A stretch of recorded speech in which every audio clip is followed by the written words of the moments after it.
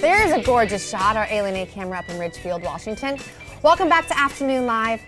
All right, do you ever feel like your friends and family have better marriages than you do? Well, our next guest says, think again. Here to talk about the most common relationship struggles and what you can do to get through them, we welcome back couples therapist and sex therapist Maegan Megginson is back with us. Good to see you. Hi, good to see you. I love this. There's 5 struggles, and I really do believe that everyone goes through something, right? Absolutely. Yeah, and we're going to talk about 5, but let's be honest. There's probably hundreds that we could go through.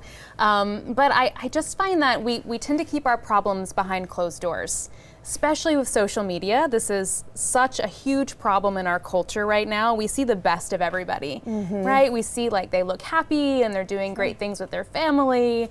And then we're left to think like, oh gosh, well, this really tough stuff I'm going through, it must be all about me. Like I must be the only one, or we must have the only marriage that's going through this struggle because everyone else seems to be doing really well. But my job is to go behind all of the closed doors, right? They and come to see, you. they come to me to see what's really happening.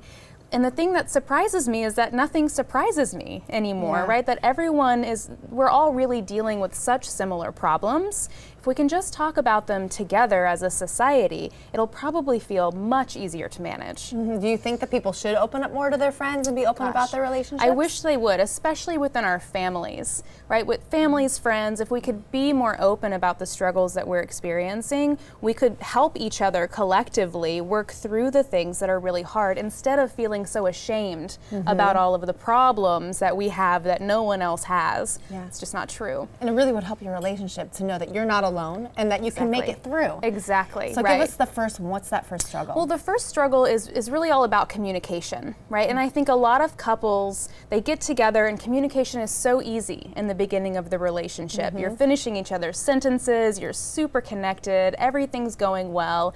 And then the longer you're together, the more conflict you start experiencing, the more you're getting on each other's nerves. Like things just become more difficult. And you start fighting, and then you start not talking to each other, and maybe things get ugly every now and then, and all of a sudden you feel like whoa, we really aren't getting along. There must be something wrong with us. The fights start.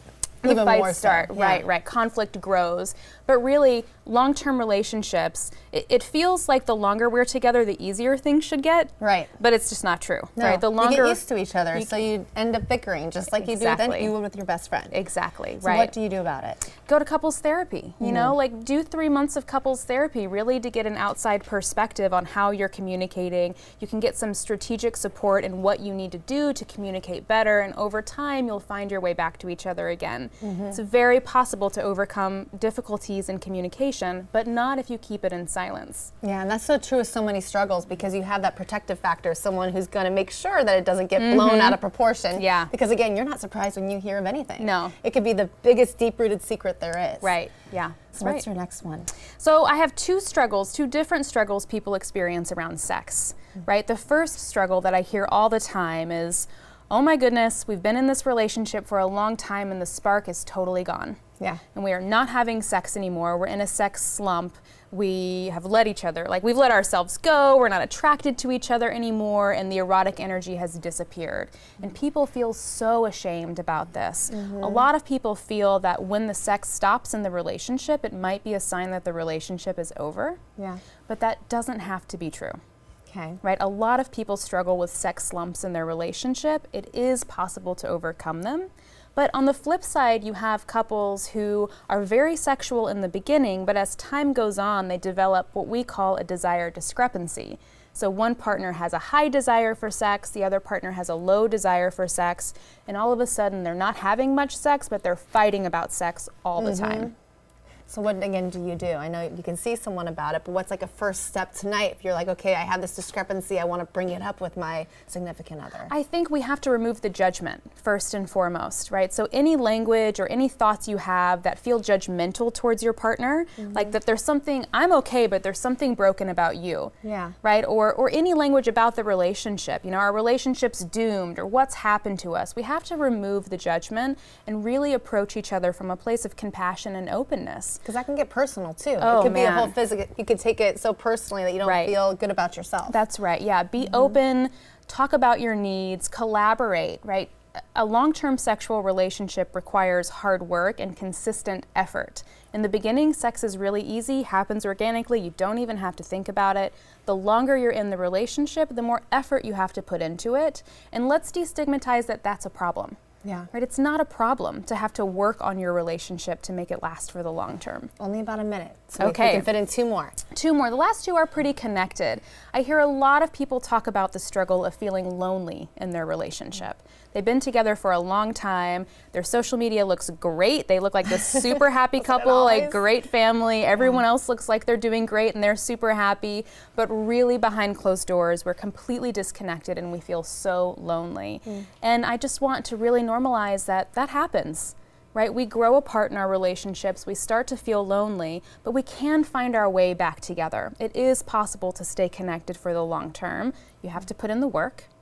And the last struggle, which is probably the most shameful struggle for most people, is when the day comes that they start talking about divorce. Right? A lot of couples, more than I think anyone realizes, are having conversations about should we be together anymore. They are seriously considering divorce, but they feel so ashamed by the failure of their relationship that they don't want to tell anybody about it. If you're going to be together for decades, it's okay a couple times in your relationship to get to the point where you're questioning, did I make the right decision? Right. Did I commit to the right person for the long term? And if we can be more open about having these hard conversations, I think we'll find that most of us can actually move through them successfully. Give each other a little bit of grace. Please, yes. Thank you so much. You're so Always welcome. such great tips. We'll have more information about Megan and a link to more of her tips on our website at KATU.com. Up next, a Feast Portland preview, plus yoga on your paddleboard. Yes, is it relaxing or a little nerve-wracking? We'll find out. Don't go away.